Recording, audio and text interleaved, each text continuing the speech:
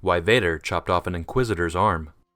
Though he had only been birthed as a Sith Lord for a relatively short amount of time, Darth Vader was making himself well known across the galaxy as a particularly violent force. But this notoriety didn't only stretch to his enemies. This fear was felt within his allies in the Empire too, especially within the Order of Jedi Inquisitors, a secret sect of Jedi hunters created by Emperor Palpatine. Shortly after his defeat to Obi-Wan on the planet of Mustafar, Palpatine placed Vader in command of the Inquisitors. Darth Vader wasted no time in teaching them the hard lessons of the dark side of the Force. It's only an arm. Darth Vader loomed over the sixth brother, his cape blowing in the cold and mechanical winds of the Works District, lightsaber fully ignited. Before him, the Jedi hunter knelt, cradling his now stump of a limb that emitted a steady wisp of smoke, still glowing red from the pain of its cauterization. Get up and fight. Vader had been entrusted with a lot of responsibility from his master. The Inquisitors had long been in planning. A group of fallen Jedi, Sidious had molded the minds of these wayward warriors to hunt their former kind. It was a perverse and frightening order that the Empire made sure was constantly utilizing their feelings of hatred and anger in their training. And now, Vader was witness to it. And his idea of training was harsher than any of them were expecting. The sixth brother contemplated on how he would ever be able to continue his training after Vader barked at him to finish the fight. Gazing over to his dismembered arm, severed on the other side of the floor, still clutching his custom saber, the sixth brother couldn't pull himself together. Vader, disappointed, disengaged his lightsaber blade and sauntered away, leaving the brother in shame, still in pain on the ground. Another Sith brother of Vader's appeared from the shadows, stoic yet fearful as the powerful Sith Lord strode towards him. He politely inquired as to what dismembering an Inquisitor in training could possibly do to aid his development, to which Lord Vader had a typically unelaborative, unapologetic, and stern answer. Loss. In the little explanation he gave, he noted that not only will that particular brother never forget that particular fight, but none of the onlooking brothers would either. As the Grand Inquisitor turned to assess the training ground, he quickly realized this was not an isolated event. At least another Sith brother struggled to recoup themselves, clutching their arm in agony after a similar training session with the Sith Lord. Vader felt that he had just cause for this when quizzed further, explaining that he understood the importance of the mission.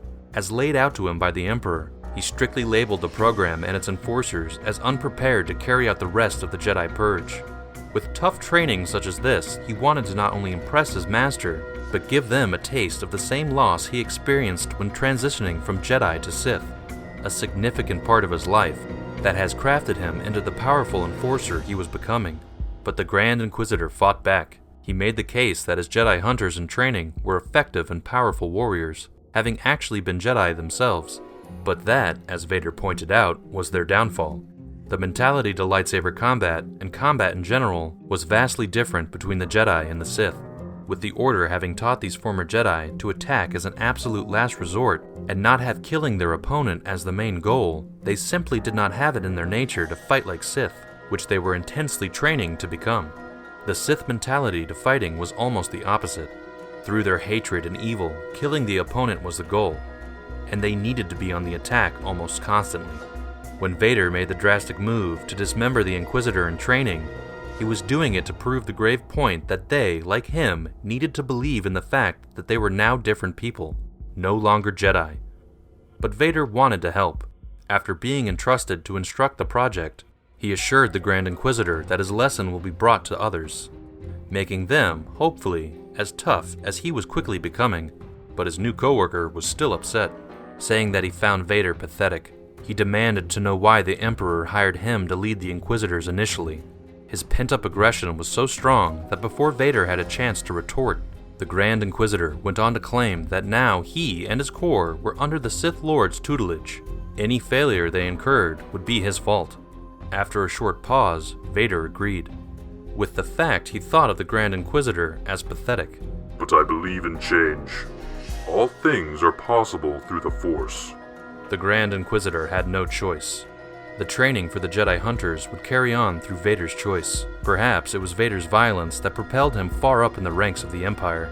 Palpatine also felt it was just more proof that his molding and training was working, as he constantly nurtured hate, fear and anger in Skywalker. Now being given his own team to train, Vader delegated the only way he knew how, and how strict it was is a matter of opinion. From his experience, missing limbs was what made him a hardened and powerful warrior. He was a more deadly warrior with 3 missing limbs than Anakin Skywalker, the Jedi General during the Clone Wars, had ever been. Surely, dismembering the Inquisitors would have the same effect.